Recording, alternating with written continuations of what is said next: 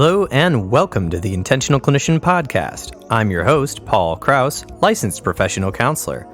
I'm very excited today to dig into the physiology of trauma.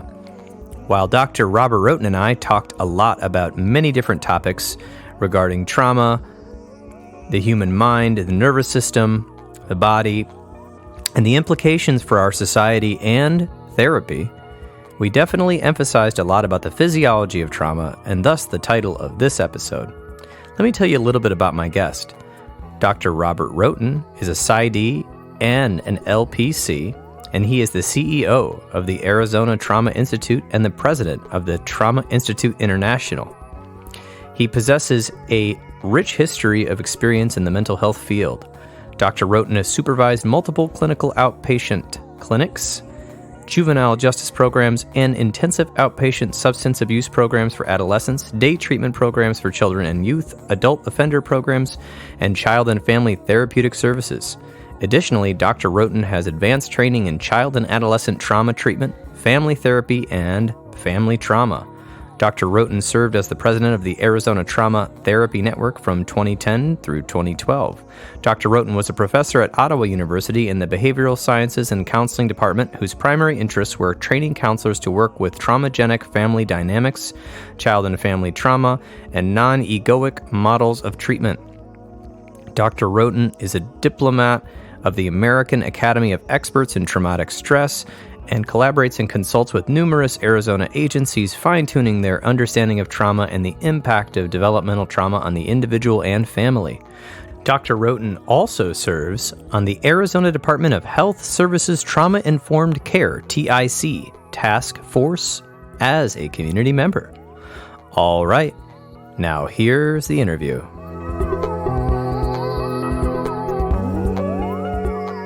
We're going to talk a lot about trauma and implications of trauma on the population. We're also going to talk about clinical interventions. We're going to talk about complex trauma and different models for treatment and many other topics in between. And I have to say thanks for coming on the show.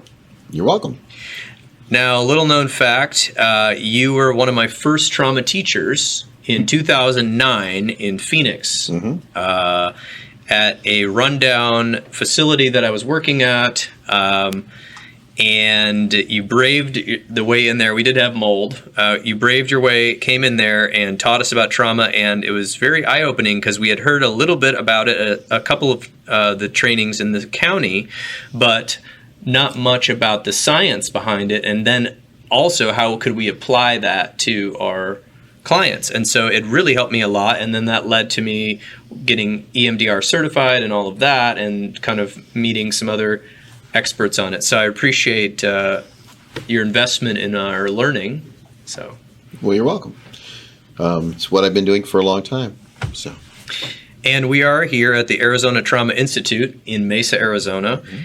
and that I believe you founded. Mm-hmm. Yes. So, just for our people that are new to the topic, could you give us a little bit of a definition or your definition of what trauma is? So the definition I use for trauma is very different than the one you will find in a DSM or that is popularized on, media. Almost always when people talk about trauma, they're talking about a single event that was overwhelmingly horrible and terrible. And the problem with it being an event is that if you're going to say it's an event, it should be universally problematic. The difficulty we run into, though, is we have people that have all sorts of really awful things happen to them and don't have any symptoms whatsoever. So how do you account for those people? And so you're in much better territory if you look at it as trauma is really when the body's ability to adapt is overwhelmed. And that's a physiological process. It's not an emotional process. It's a physiological process. And when you look at it that way, what you're looking at is the symptoms that we see in trauma are not only related to an event of some kind, but they're also related to toxic stress and repetitive adversity. So when you have any environment where that's going on, you're going to generate trauma symptoms. But a lot of times people don't think they've been traumatized because of the popular thought process is, well, I didn't have anything big, bad, and ugly happen to me, so how can I be traumatized? Well, but you are in an environment that's constantly keeping your physiology in a state of arousal. You're actually having trauma. So trauma emerges when the autonomic nervous system is pushed out of balance and kept out of balance.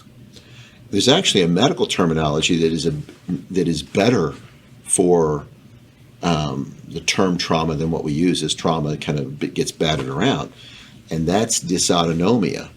Dysautonomia is any time symptoms emerge because the balance between the parasympathetic and sympathetic system is thrown out of balance, and the sympathetic system has become dominant. And that's really what you're dealing with trauma is dysautonomia. And so just for all the listeners, the sympathetic nervous system is the part of the nervous system, the reaction that is responsible for more of a fight, flight, freeze, excitable response, or the responsive side of things? Let me give you a different imagery for it. Okay. So imagine a ladder against the side of a house. And at the top of the ladder, that's your executive functioning. That's your ability to think clearly, plan, problem solve, follow through. This is where you can be self-reflective. This is where you have empathy. And all the things that we really value in human life, that's at the top. The middle of the ladder is the angry, aggressive, controlling responses that are really what we consider as fight or flight. And that's the middle part of this continuum, and that is to really kind of to do something in the environment to kind of take control or to overcome actively. And then you have the bottom of the ladder, which is driven by a totally different system called the dorsal vagal system. And the dorsal vagal system is really designed that when we are in overwhelm, we shut down, we disconnect, we dissociate, we even our body will begin to shut down and not work well. When we look at this in mammals, we call it the feigned death experience, where an animal is so overwhelmed by the fear of what's going on around them that their body actually shuts down. And so that's really what we're experiencing. So if you imagine on this ladder, where are people at? If you want them to be able to be successful and to be good students and to be able to learn and be able to plan and have an intentional, deliberate life, the only place that's possible is at the top of the ladder. The moment you move out of the top of the ladder into the middle or the lower part of the ladder, you are now reactive, you're irrational, you're reactive.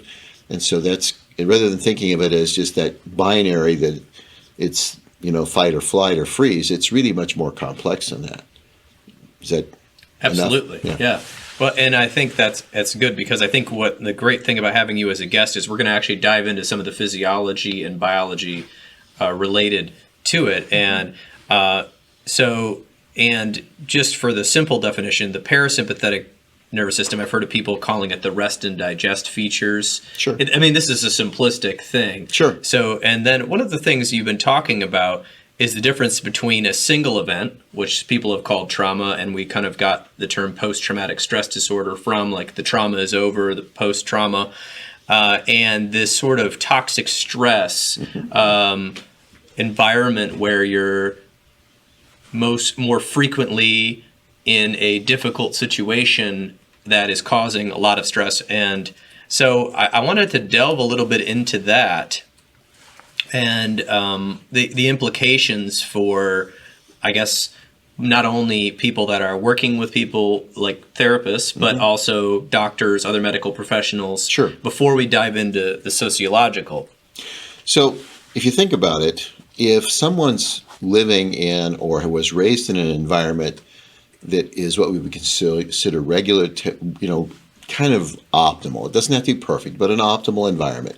It's well regulated. It's not reactive. It's good attachments.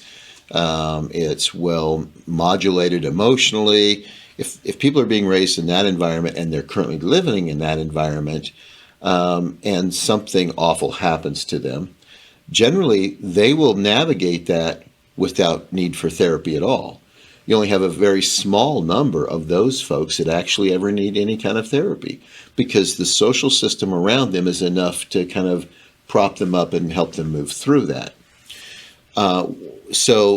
And really, most of the evidence-based models are based on single event types of things. So if you have an optimal life and you have a bad thing happen to you, those models will help people move through it and resolve it fairly quickly, because the structure's already in their life to kind of move through it anyway. And these evidence-based models will really help you move through it quickly. So you have EMDR and ART and, a lot of the, the CBT stuff. If you think about CBT, to have CBT work, the client has to be at the top of the ladder. If they're in the middle of the ladder, they can't do CBT. Why? Because their nervous system won't work to let them do that. So a lot of the interventions we use already assume that a person's at the top of the ladder. And if they're not living in an optimal environment, they're not at the top of the ladder. So when we start moving away from the single event into chronic stress, and people live in chronic stress environments at work, at home, in their community, where their body never gets a chance to relax. And so their body never gets a chance to relax, and as their body's in this constant state of arousal or dysregulation, there are short and long-term impacts on the body. And people, if you're not aware of those, you missee what's happening as either willful behavior or somebody's doing this on purpose, when it's basically just reactive behavior. And some of it is completely out of control of the person. Let me give you a silly example. You ready for a silly example? Oh, yeah. So when you move into a state of arousal, everything above the diaphragm becomes excited. Your breathing changes, your breath rate changes, and everybody kind of is familiar. Heart rate goes up, and your muscles tension increases. But what people don't realize is there's hundreds of changes that occur that are biologically predictable. They're not bad behavior. They're not wrong. There's nothing wrong with them. It's the way the body's designed to respond.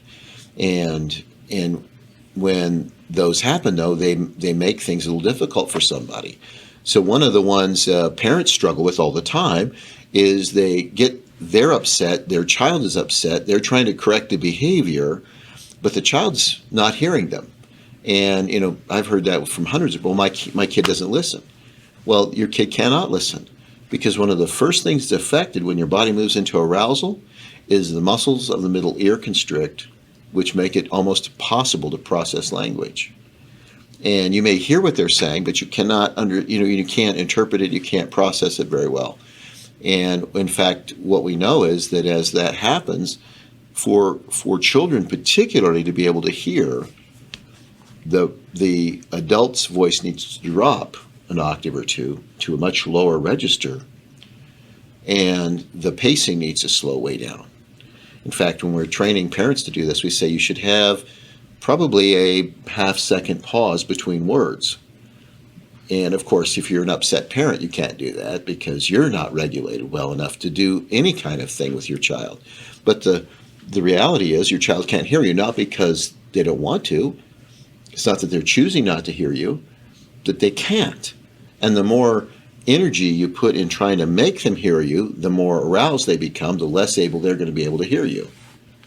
And if we bounce even the cortisol level a little bit in their body, we also begin to shut down the part of the brain that processes language internally. So you now have both an organic block to hearing, and you have a block in the brain in processing language. Very predictable biological responses.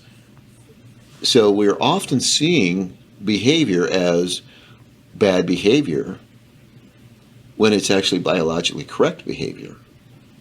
And if you don't understand the biology, then you're not really going to understand or be compassionate about human beings. I love that. I think I'm going to let that sink in for a second for our listeners. And this is something I've been trying to explain, but it's very difficult to explain because a lot of us were taught a cultural narrative growing up, and lots of traditions in the family or traditions in society for instance, here's an easy one. Someone's acting out, you raise your voice, you command them to stand down, to stop what they're doing, to correct it. And have you ever worked with a child, you'll see them get stiff, feel upset, they get more angry at you, and parents are getting confused. Why are they angry at me? They're the ones acting out. They're the ones that are wrong. And it's confusing, and then it leads to more disintegration in the relationship. Mm-hmm. And the truth is, yes, we need to, if a child is acting out, they need some correction.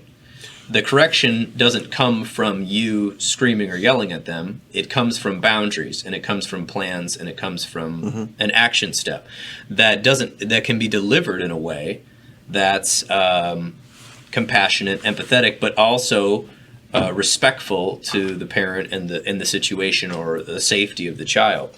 So, I think, and it's also, you see this all over, even unfortunately in the therapy community, where I've heard this before, anyone who's had an addiction to drugs or alcohol, well, it's their fault.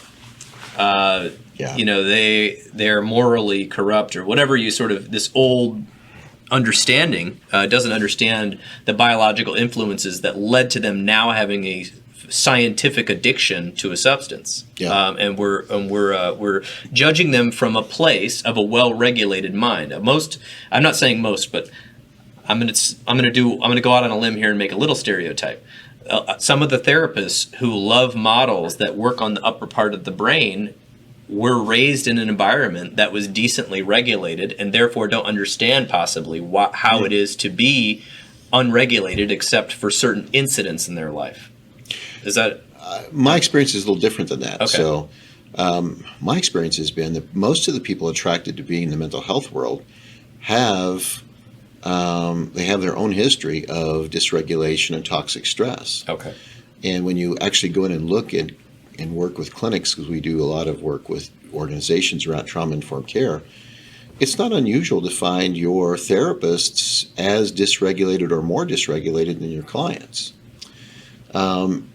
So, it's really hard for them, and that's why they tend to over-focus on high levels of emotionality rather than, high levels of emotionality are middle or lower ladder functions. And, that's what they think is good therapy is. And that's really problematic. It really hurts a lot of people. And there's a lot of dissatisfaction, and, you can see it in the level of burnout in the mental health field because they keep trying to address it. I'm going to make a comparison here. A parent cannot expect a child to outregulate them. And a lot of times the reason a parent is upset is because they've lost control themselves.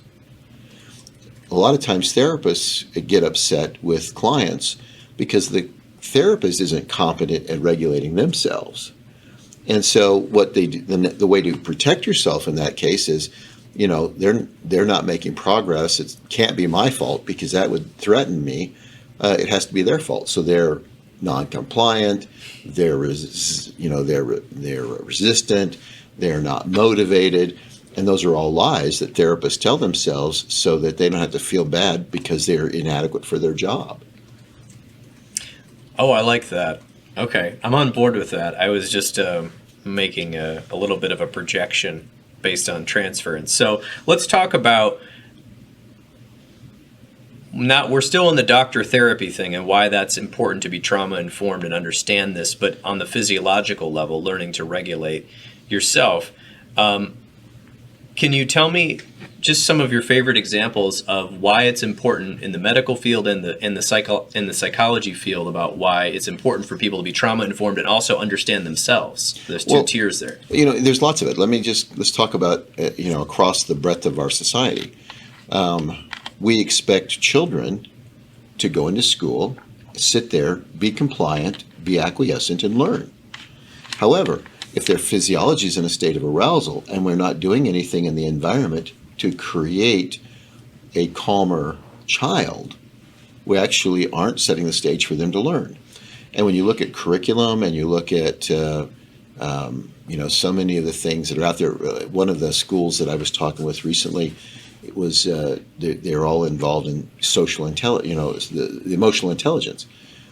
And they're saying, well, they'll be self-aware, they can do these things, and we're going to really work on that. And I said, it's not going to work for you. Because in order for it to work, they have to be at the top of the ladder. And most of your teachers aren't spending hardly any time of the day at the top of the ladder. So until your teachers can be at the top of the ladder, you cannot expect the child to be. Same with parents. Until the parents can stay at the top of the ladder, no matter what's going on, they don't have any chance of getting the kid up there. Because no child is designed to outregulate an adult in the environment. They're designed to build serve and return attached relationships where they co-regulate each other. But if the adult is not at the top of the ladder, they have nothing to offer the child in the way of regulation. So now let's move into the mental health world. If the therapist, the client is not going to outregulate the regulation ability of the therapist. And we have therapists that aren't regulated. And how do we know they're not regulated? Because they keep plunging their client back into drama over and over and over again, clearly disturbing, clearly unwiring the client, clearly not creating healing, because they can't regulate themselves. And they think they're being compassionate and kind. This client is overwhelmed, and they hear this client's story, and their heart goes out to them, and, oh, I understand, that must have been awful for you. And what they end up doing is focusing the person on more of the same rather than helping them kind of, okay, that bad thing happened. How do we help you move through it? That requires you to be regulated. Right. So for the therapists out there, it means that you're able to have empathy while also understanding where you are at and where your client is at in this relationship. So you're not overly emotionalizing or dramatizing the situation, and you're compassionately holding a space. Yeah. And if you hold the space, that means we're regulated. And yes, there are certain stories that are going to move us more than others. Sure. However, it is our job to be the safe space for them where they can, they deserve, but also they can expect a response that's somewhat consistent, and then a plan to not only help them in that session, but also a plan moving forward to help them move out of the cycle of certain symptoms, I guess we'll call them, or maladies that they're currently going through because of a traumatic event, or, like you were saying, because of chronic stress, toxic stress, chronic traumatic events. The way I put this to folks is the well-regulated therapist can sit in other people's darkness with them without becoming reactive. And by the therapist being able to sit, if I was a client and the therapist is able to sit in my darkness and stay calm, then I can learn to help. I can learn to be calm in my darkness. But if my therapist gets all, every time my story comes out, then I learn either to protect the therapist from my story, or I realize, well, this story is so bad that even the therapist can't manage themselves. I must really be ill, and that's problematic. So I actually defined empathy not typically how we define empathy. In our mental health world, we tend to think of empathy as being overly connected. If you want to think of that, we want to connect with their pain and their misery. And really, empathy is about understanding how human beings work and being tolerant for that. And that really does require people to have a significant knowledge on physiology, because you don't know how people are working and why they're doing what they're doing until you know that. Okay. Yes, I think that is steering us a bit more toward the physiology discussion, and maybe a little bit of sociological stuff. So I loved your earlier definition and your metaphor about the physiology. And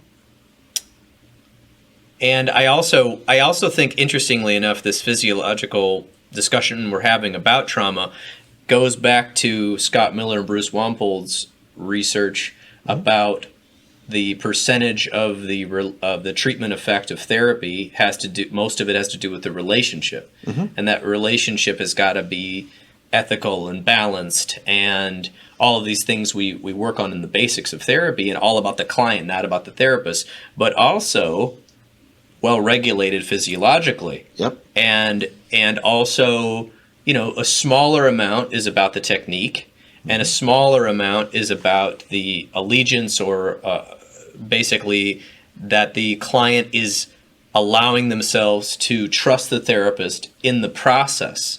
And the process is so many things I could talk about there, but I'll try to keep it short, which is, like you said, being able to go into the darkness with somebody is like giving them a light on the way out. And even if I'm using my best techniques, EMDR certified, done all these trainings, I've done all the CBT trainings, I've done mindfulness stuff for 15 years, mindfulness-based cognitive therapy and stress reduction. It doesn't matter unless I can show them this in a way that makes sense to them, and then they take that and they do something with it. And I always say to the client, what you think matters way more than what I think about any thought you're having. If we do an imagery exercise, the images that you think and what you interpret that to mean means a lot more than what I think. I've got a theory, but I'm not you. And teaching them to have that confidence and empowering them to say, my story can be integrated, my past can be understood, and my present can be something that I can I guess regulate, or I can deal with it, I guess is a better way of saying it. So, any thoughts on that? Well, I think what we end up with is, the need of the therapist. I'm going to make it really simple, is that you have to be living the life that you're inviting your client to follow. If you're not living a well-regulated, intentional, deliberate life, if you're constantly reactive and you're responding to everything with intense emotion, you aren't regulated enough to be a mental health worker. And I would have guessed there's a good number of them out there that shouldn't be. Because they haven't got their own stuff together well enough to be, they can't lead anybody into a life they aren't living themselves. So then you have the complications of this is the way we misunderstand the way the nervous system and the brain works. One of the things that I think is really interesting that people tend to ignore, and we ignore it to our peril for the client. But you have like George Kelly, back in 1955, one of the original American cognitive psychologists, and he established a principle that says what you focus people on, you get more of.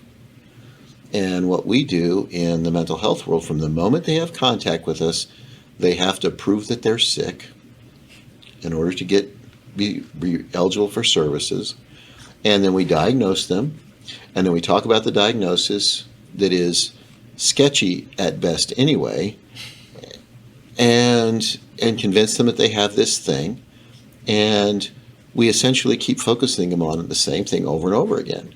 And how do we expect them to create wellness out of that? It's kind of like a lot of times when I'm out doing conversations with people, particularly on the East Coast.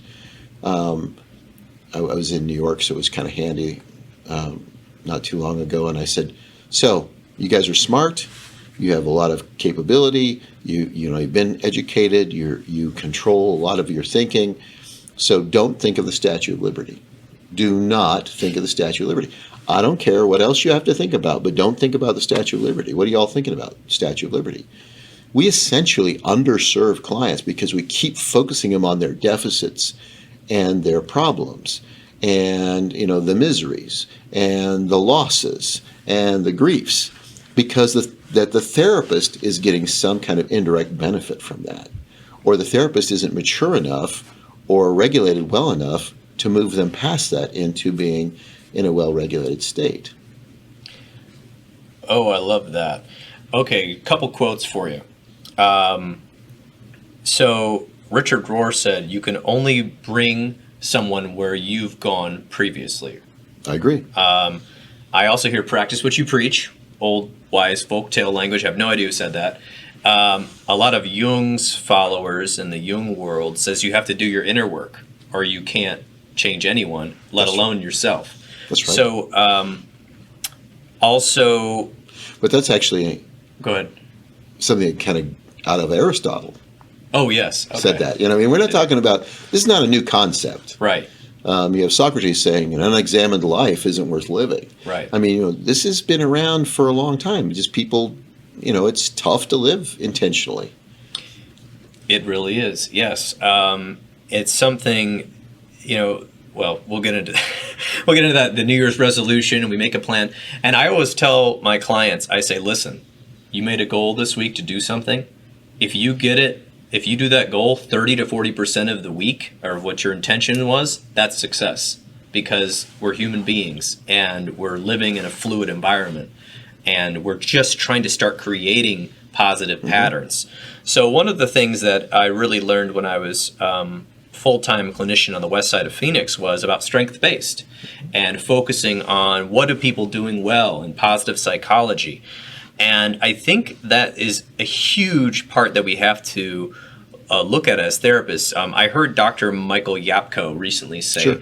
What you focus on, you amplify. That's right. So I feel that while there's a definite need in EMDR type therapy to work through big traumas that are, having us ruminate or focus on, and we can't get those intrusive thoughts out of our head, there's also the flip side of the coin, which is how are we helping this person see all of their strengths, the positive things in their life. And furthermore, same with you said the therapist needs to do their work, and I was kind of going to go with that, but I was going to talk about the client here first, which is helping them understand themselves, where they came through, their story, and what part of understanding yourself is understanding that you can only see certain possibilities in your future. And especially if we're feeling upset or we have low self-esteem or something, we see almost no possibilities. So bringing those possibilities open, and that's one of the therapist's jobs. So I've always said this, I have been in therapy for 15 years at least, on and off, mostly on, with a number of different therapists on purpose, because first of all, the first thing was my immature self 15 years ago was saying, well, I just want to learn how to do therapy better. That was my stupid excuse. And then I loved it. And I was like, okay, well, I learned a lot from this person and I really moved through some things. So now I want to learn from this person and this person and this person. And now, I'm open about it. All my clients, I say, listen, when they start, oh, I'm sorry if I overwhelmed you with my story. That's a common first thing people say in their first session. I said, I love hearing your story. This is what I do. I want to help you create your new story. I want to create or figure out how you want to work on your story. So obviously I'm not trying to like model myself as some model therapist, but I have really gotten upset when I've worked or met with therapists who have told me either I went to therapy once for a year and it was great, I've moved on, I've accomplished these goals, and now I'm just a therapist, and that was 20 years ago. Or I don't need that. I'm a therapist. I think about this stuff all the time. That's a good excuse. And I'm thinking, no. We all have blind spots. Yep. We have blind spots, and we have, I love ego state therapy. So I say ego states. We have unresolved issues. Even if we don't have a history of chronic trauma and stress, we have unresolved issues within ourselves and in our current life. We have different stressors. And if we're working on that, it's kind of like, okay, let's just say I go to a personal trainer at a gym, which I don't, but let's just pretend I did. And this guy is just like, it's like me. He's like a stick. He has no muscles, and he's telling me, pick up those weights. Do it. And I say, well, how? And he goes, well, here's a YouTube video. Look at this guy lifting weights, and it's this, muscle. I want my physical fitness dude or whatever, my personal trainer, to be strong and to be able to demonstrate how to do the weights, And so it's the same thing. If a therapist isn't working on their mental health, and this is no shame. Okay, listen, therapists who are listening to this, who might start feeling shame. Listen, everyone's going through something, anxiety, depression, stress, trauma, whatever. we aren't saying you have to be, overcoming everything or whatever sort of state that is. We're saying we have to be actively working on it. And if we do that, our therapy sessions are going to be so much better. I remember taking a break from therapy once, and I was like, oh my gosh, I am starting to suck at therapy. And I started listening to some podcasts, at the time, because I was out of money, and I don't know, there's a good excuse. I was out of money. I couldn't afford it or whatever BS I was telling myself.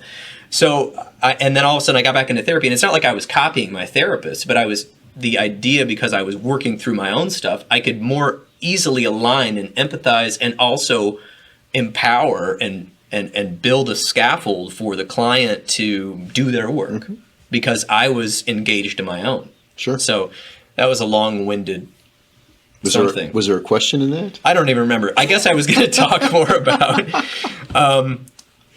I think you've covered quite a bit. Well, tell me some more. I think one of the things, if you're not actively in therapy, which I think is good for any therapist, then having a collection of friends that will hold you accountable becomes incredibly important.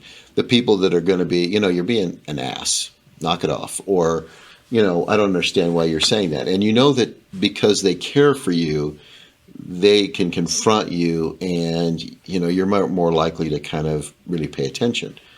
I have friends that do that for me. And, sometimes it doesn't feel very good because, I recently, this is a good example, I recently was talking to one of them, and I was kind of explaining what I was doing on something, and he goes, you need to do something different than what you're doing. And I said, what do you mean? And he says, well, you're like at 30,000 feet in the plane, and you're trying to explain things from there, and you need to land the damn plane. And he was pretty blunt about it, and but I knew he cares about me. He's been my friend for 30 years, and I knew that was, it was come from a good heart. But the real friends that I have will confront me and say, I don't understand, or explain that more to me, or I think you're off the mark, or I think that hasn't been thought out enough. And that is invaluable to us as therapists. If you don't have that from a therapist, then you ought to have that in, make those connections so you have somebody that's going to hold you accountable. Earlier, you mentioned, I'm going to shift gears on you. Mm-hmm. Earlier, you mentioned the work of Bruce and Scott, Scott, who's now the director and president of this International Center for Clinical Excellence. Yes. And Bruce Wappold, who's done tremendous amounts of really good work. When I say this in conferences, when I talk about this piece of it, it all started with Michael Lambert in 1993 with this looking at what generates good therapy. Half of what creates change in therapy we have nothing to do with at all. It just occurs because of time goes by. And I was afraid you were going to say that. Keep going. But what we can control, the actual model, is only at most, depending on which study you look at, about 2% of the overall influence of how therapy goes. But what we've done in our society is we focused all of this energy on, if we have a better model, we're going to get a better outcome. And the more energy we put in that, better model, better outcome, misbelief, because it's a lie. The better model, better outcome there's not really good evidence to support that. However, as we've moved in that direction, what we have done is seeing companies, insurance structures, financial structures, agencies put less and less value on therapeutic relationship, which is the part that creates the most change, because they're trying to be efficient and effective, and they are looking for something that's quick. Let's get them in, get them 8 or 9 sessions, and get them out, and have everything be good. But the reality is it doesn't work that way. And so the structure of the entire system tends to keep people sick rather than help them heal. And that's a real problem. It's not just in mental health. We have kind of a mindset, well, if they quit bleeding, then they're all well. But we don't talk about, now that, how do you recover from that wound, and how do you go, live a better life now that you've had this happen? Or how can you take the restrictions that you now are under because of that and use them to grow from. We don't have a lot of those discussions, and that's really problematic in the world of mental health. So, as we start looking at this, and so as long as we're talking about how effective models are, I'm going to go ahead and step all the way into it for you. One of the things we realize when you start talking about trauma as a single event, we have lots of good models and they work very well. But when you move past the single event and into a life of toxic stress or repetitive events or a lot of adversity where nothing would really come to the level of being a single bad event, but there's just a lot of grief and loss and a lot of overwhelm on a relatively constant basis, you develop physiological responses which puts you in the category of complex trauma or complex stress. And talk therapy generally doesn't work with that well. And part of the dynamic is, if you want to look, most talk therapies do, if you want to think of it in real simplistic terms, it asks you for content, and then moves you into emotion. Well, how did you feel about that? What did you think about that? Even though the models that are using tend to require people to be at the top of the ladder, but the moment, let's say that somebody had a serious accident, and because of it, let's say they're an athlete, and because of the accident, they sustain enough injury that they can't be an athlete. So they lose a part of their identity, a part of their career, and that, it's a pretty horrible thing to have happen to them. But what happens is that the typical mental health thing is going to keep talking about, so the person says, well, I lost 95% of all my friends because they were all associated to that other world. And now, so I was facing that. And the therapist will focus on how it must have made them feel to lose all those friends, thinking they're doing good therapy. But the reality is what they're doing is moving the client down to the middle of the ladder or to the bottom of the ladder. Every time we overly focus on intense negative emotion, we're moving them out of the top of the ladder to somewhere lower on that ladder. And so now that's fine if you're dealing with something that's not really, what we would consider, this kind of complex trauma. That's a single trauma, lots of aspects to it, but it's a single trauma. But when you're over here, and these people spend most every day in the middle or lower ends of the ladder, you do not take them there again in therapy. So you stay away from intense emotions. You don't ever let them just tell their story, because their story is a well-practiced version of the story that excites all of those emotions. And everybody says, well, that's what you do in resolution therapy.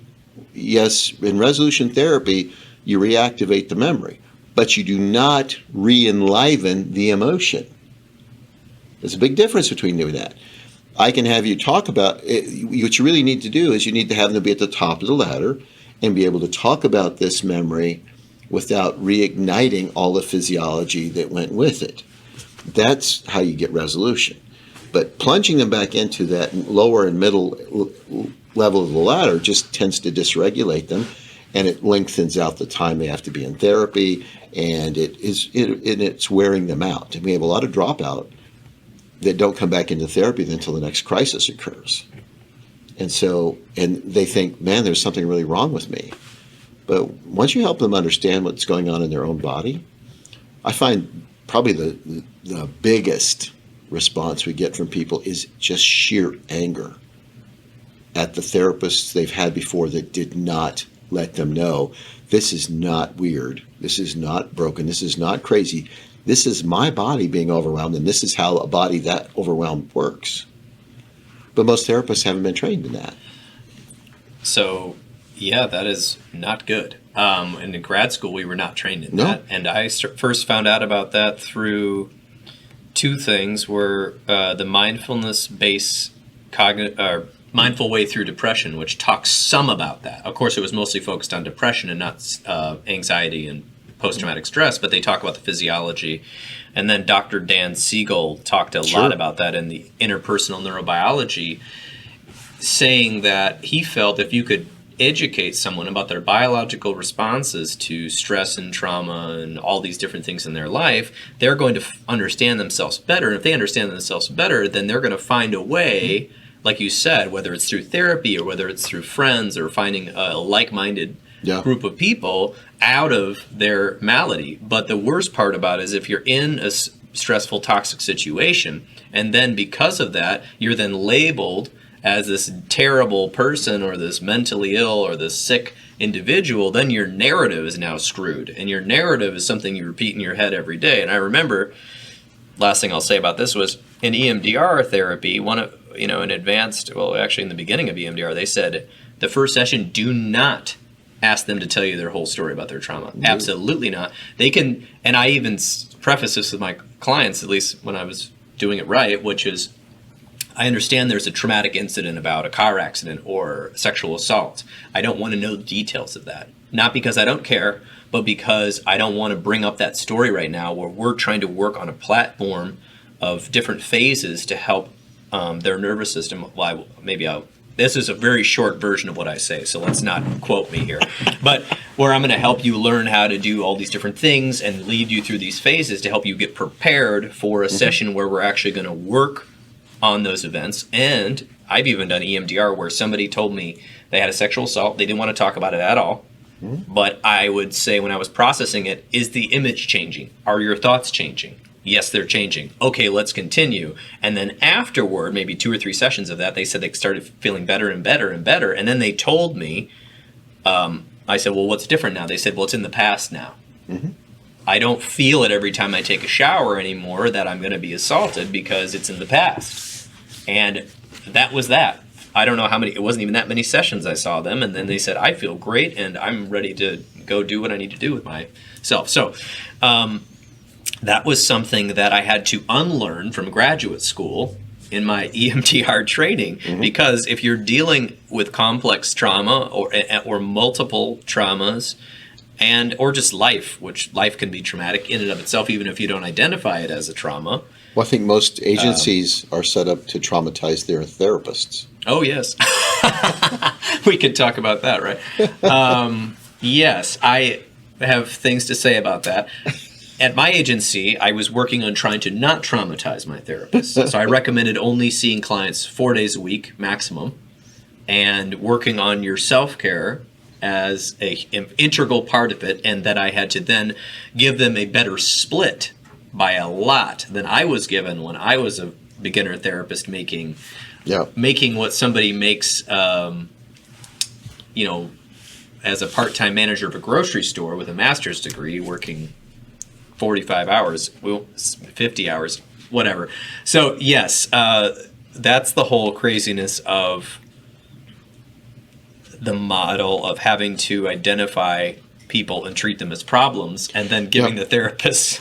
Mind if I give you kind of give a different example of this?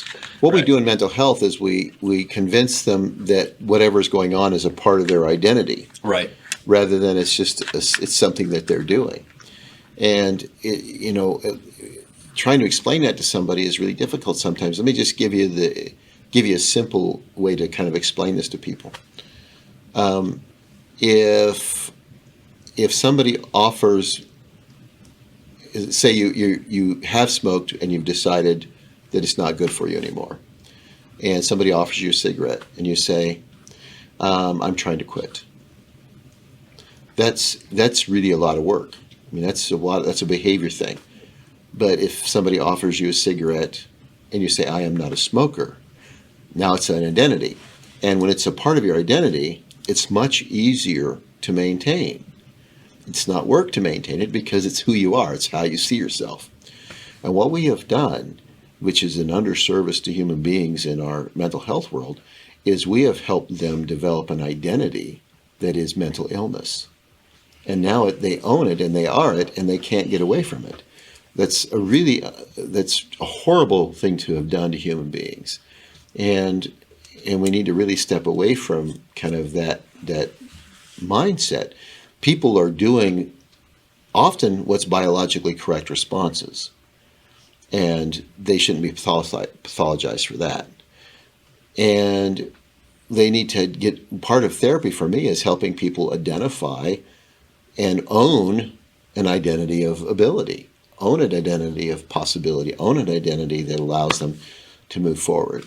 But what the constant focus, the way that most people are trained to do therapy, and you keep taking people back down into the ladder, back down the lower parts of the ladder, they can't do that, and you just crash them again and again.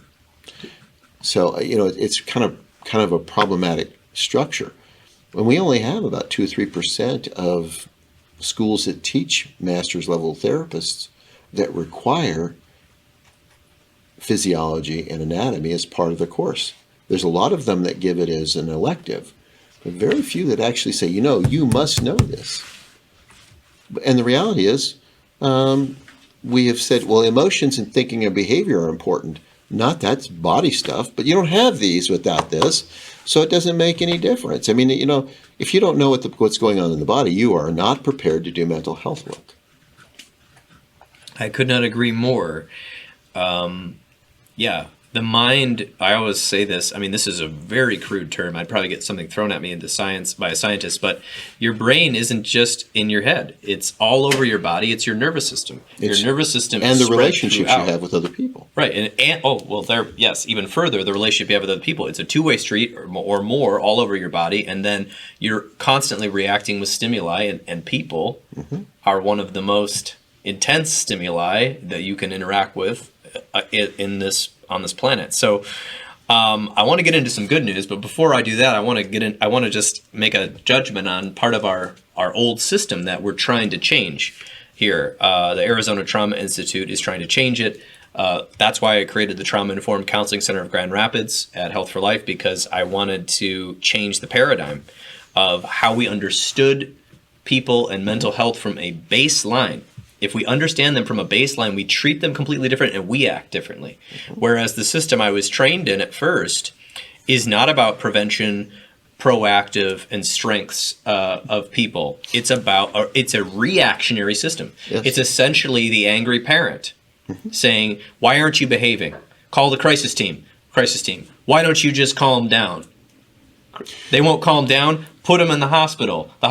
Well, you're gonna calm down because we're shooting you full of Risperdal, and you're also crazy, right? And then what? Then what? Now you've been hospitalized for mental illness. How shameful is that? So, words on that. So, most well-established systems in human services and education are trauma-creating systems, not trauma-relieving systems. I mean, it doesn't matter. You have teachers and schools, and we know, really, if you want a kid to optimally learn, they shouldn't be in a classroom of greater than 12 to 15 students. We don't care about that. We put 35 kids in a room, and we expect one teacher to be able to teach them. And we don't teach, what we teach teachers and colleges to do is how to control and punish and discipline them. And if you have children that are coming in and they live in a regular, kind of a regulated, well environment, they're a relatively optimal environment, they will be relatively compliant and acquiescent, and they will follow direction.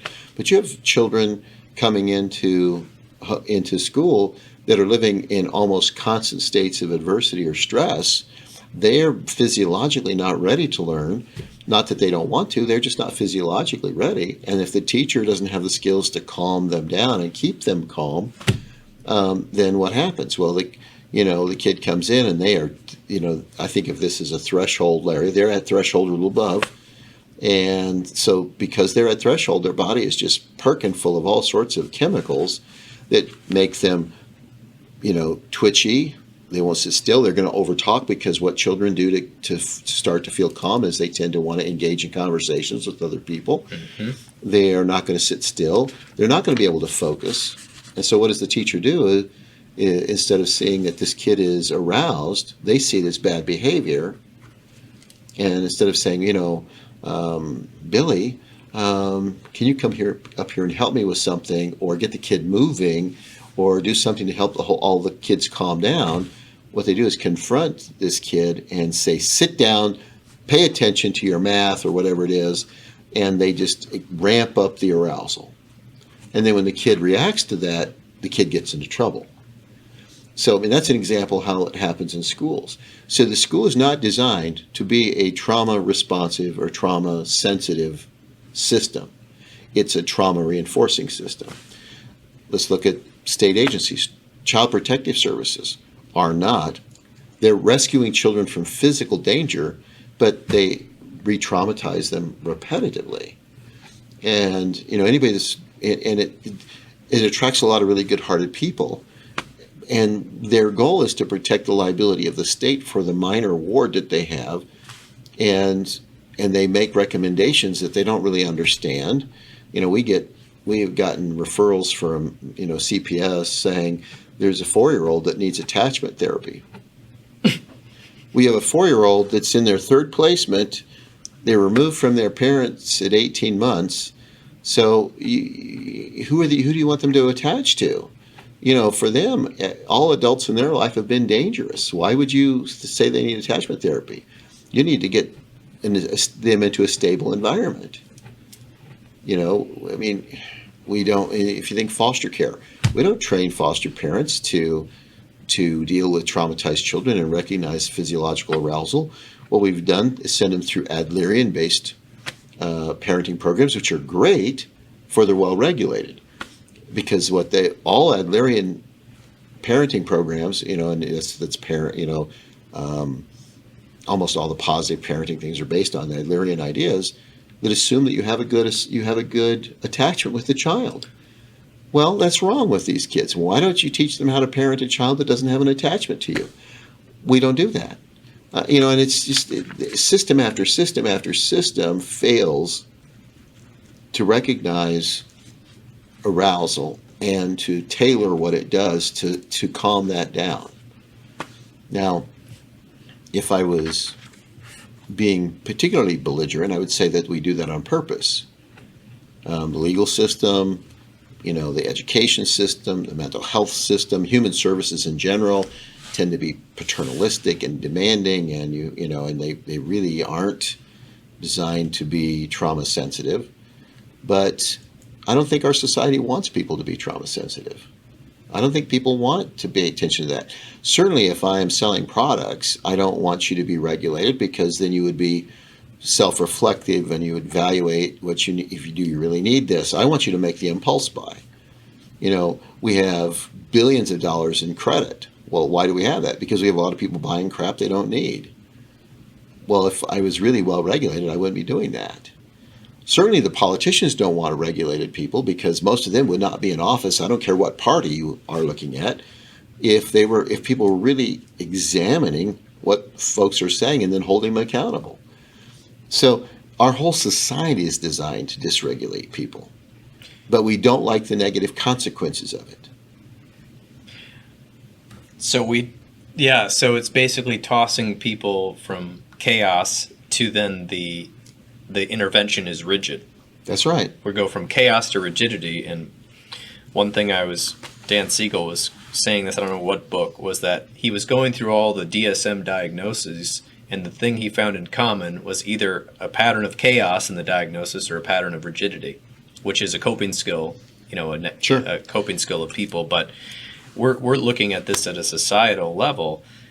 And well, before you pass on the DSM, the category A, which is your gatekeeper to get a diagnosis, right, is if there's a lot of drugs available, you got a big A. I think there's like 11, 12 items for depression.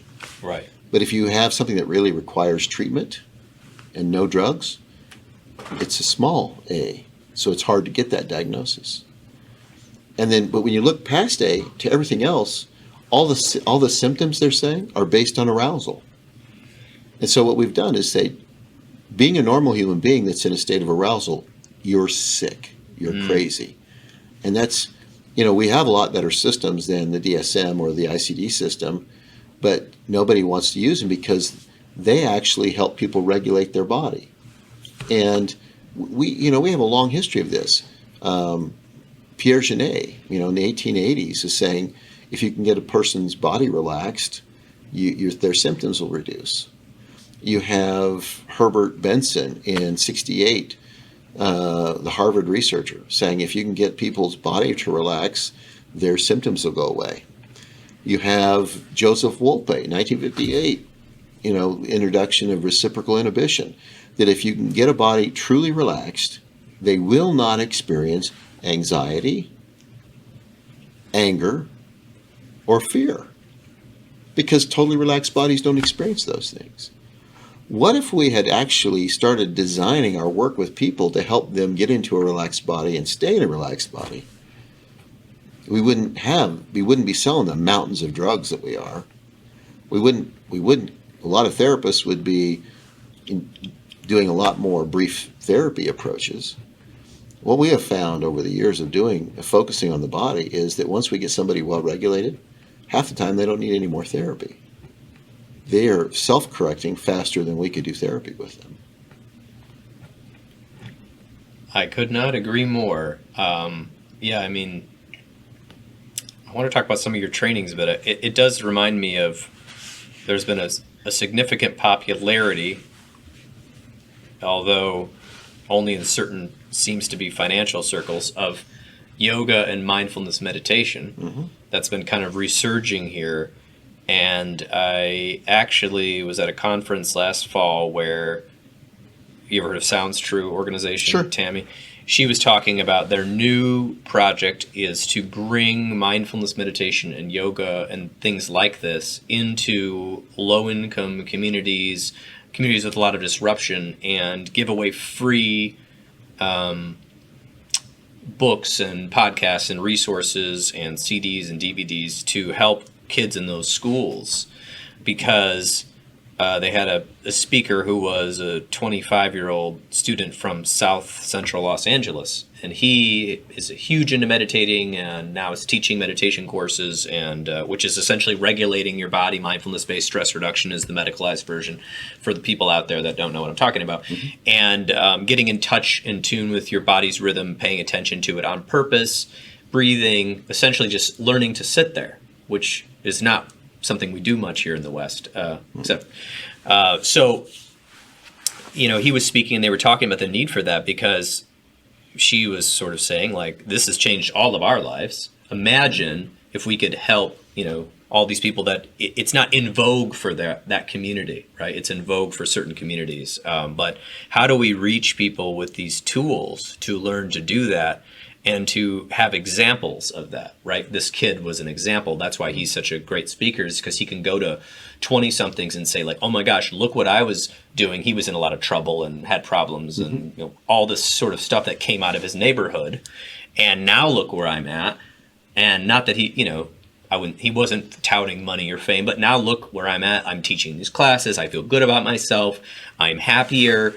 And all thanks to, like as you said, he learned to meditate, learned to regulate his system, and then he was able to problem solve. And Imagine he could be that. intentional, yeah. He could be intentional. He was able to problem solve. He was able to help his family. He was able to help his friends. And I think that is amazingly simple. Yet how do we it's almost like we are almost having to help people unlearn terrible patterns that have been kind of taught to them both directly and indirectly by their surroundings. And I really appreciate that people are trying to do this with children. However, biologically, children are designed to respond to the environment. I mean, that's just plain biology, human development. I don't care what, which of the sciences. Children are not designed to be independent of their environment. So the real challenge with this is getting teachers to be good at this so that they can model it for their kids, getting parents to be aware and being self-regulating so that they can do it for there's lots of ways it can be. You certainly can use yoga and you can use mindfulness, but there's lots of ways that are quick and relatively not very complex. A lot of just plain breathing things work mm-hmm. really well. You want even one of the things that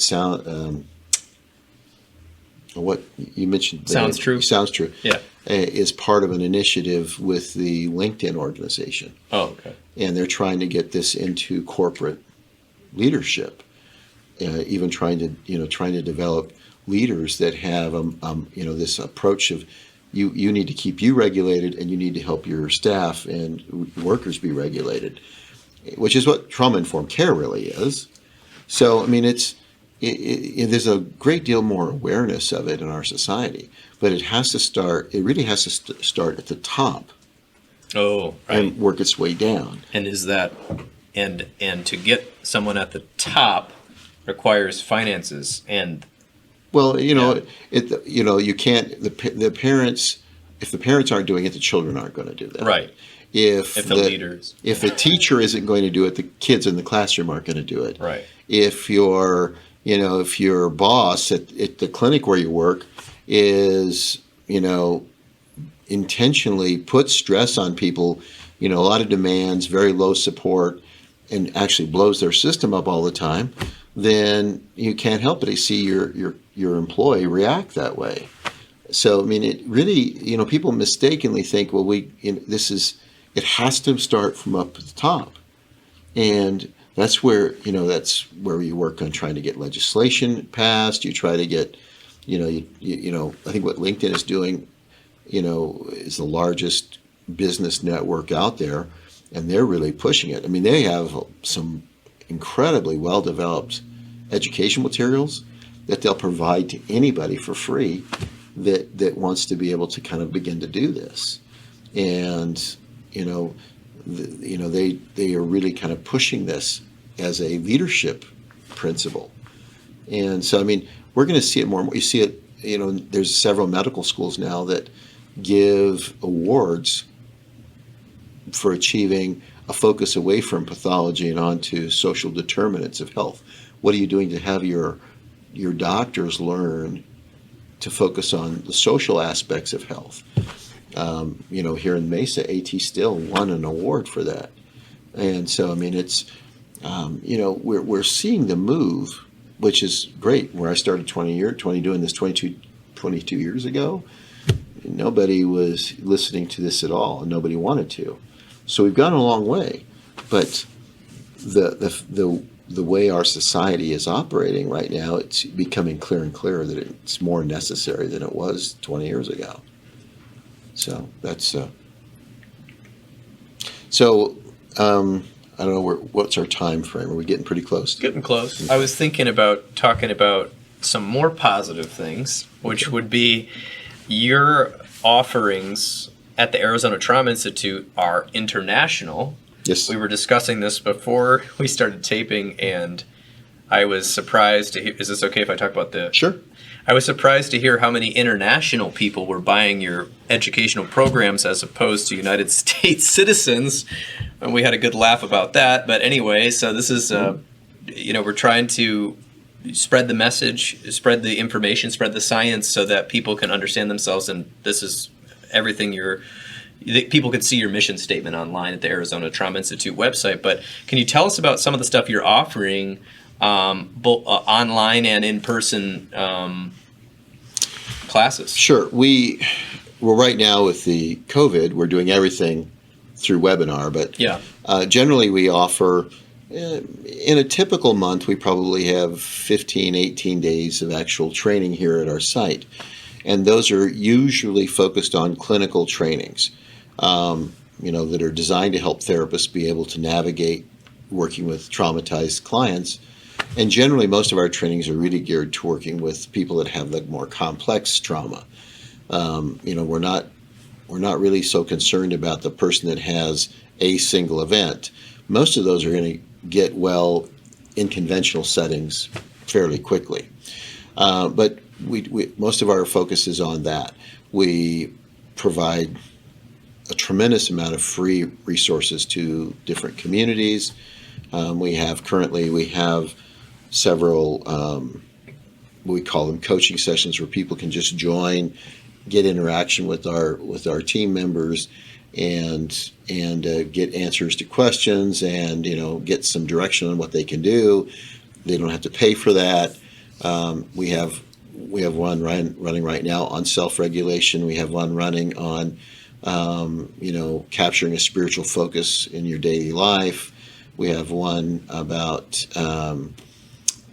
sobriety when you can't attend AA or meetings. How do you in this day and age when it's hard to get someplace, how do you do that? And then we have the one on right now we have one parenting through the pandemic, which is to support parents in the process of that. We're going to be starting one in 3 or 4 weeks on dealing with the effects of long-term traumas and inflammation and how that leads to chronic health, and making suggestions to people how they can relax their body, how to take the levels of inflammation down, how to talk to professionals about this. So these are the kinds of things that we do community-based, but we do a lot of clinical training, and we do it both live, and we do it as a live webinar. And we also have a lot of material that is on our online platform. And so it's been this year was the first time we've exceeded more people online outside the United States than we actually meet with here. So we train generally between 8,000 to 10,000 people a year. And now we have 16,000 online outside of the country.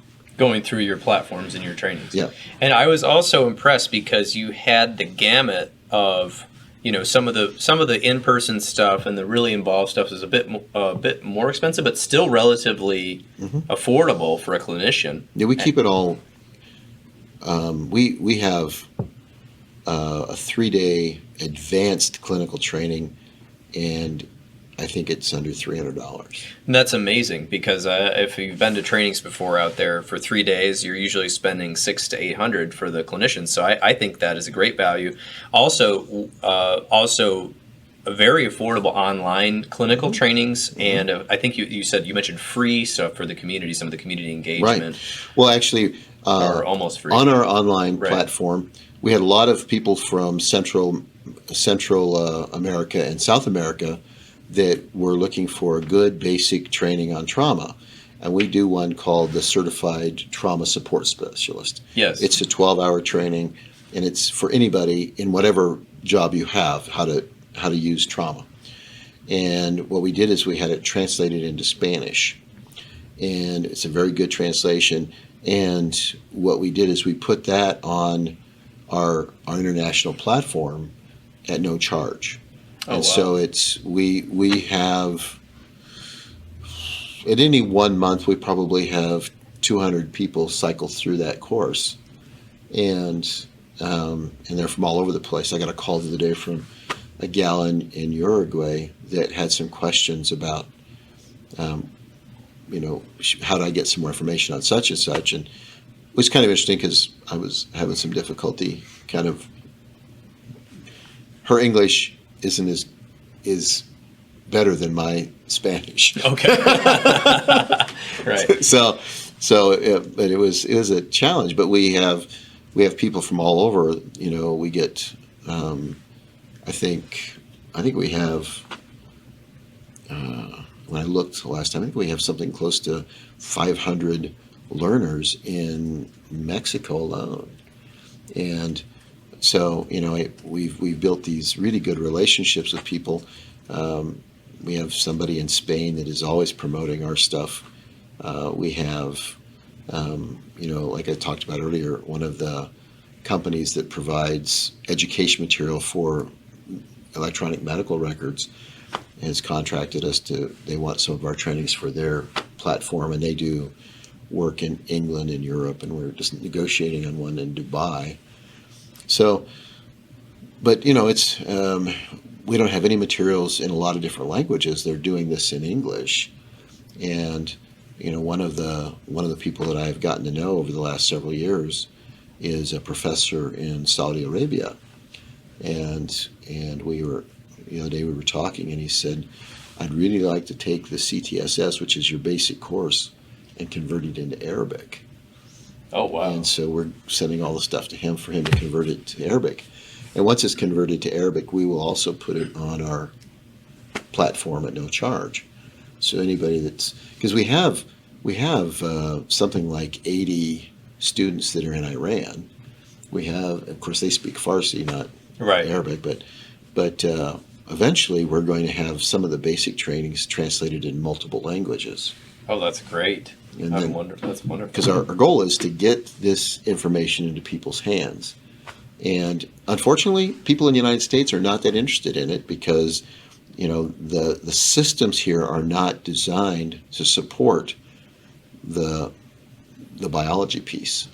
It really is designed to support pharmaceutical industries. And when you start looking at that, when you look at third world countries that don't have that infrastructure, they just want to know what works. So we're finding that we may not be able to create a lot of change here, but give us another 10 years and somebody will hear us speak. Yes, and I'm glad that you have not quit and you've grown immensely in your trainings online and in person.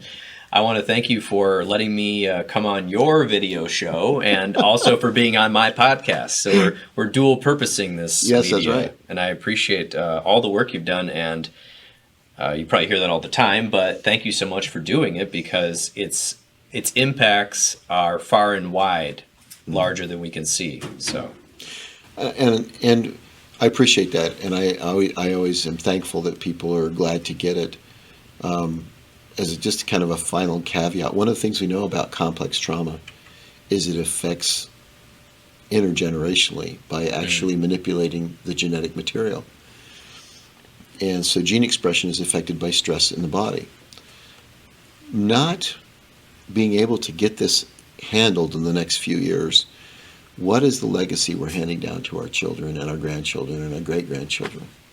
And to me, that is one of the primary drivers. We have got to stem this avalanche of stress in the lives of human beings. I agree 100%. Thank you for that. I think that's a good send-off. All right. Thank you, Dr. Rhoton.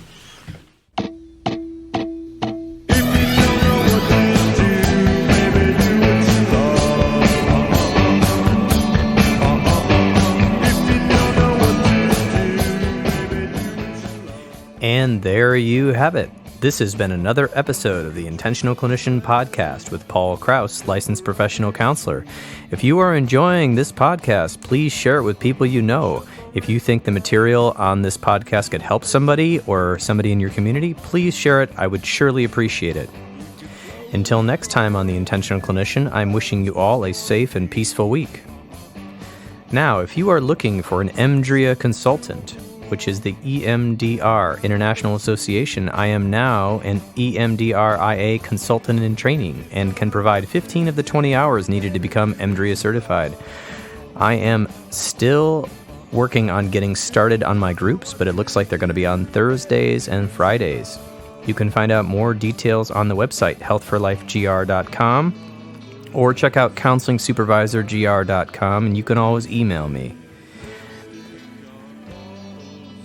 If you are looking to support counselors in your area, please join a professional organization. If you are in Michigan, the Michigan Mental Health Counselors Association is working to increase the availability of quality mental health services statewide. Check them out on Google. I also have a link in the show notes.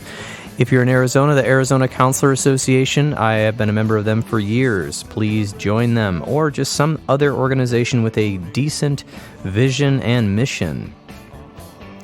And now for the disclaimer.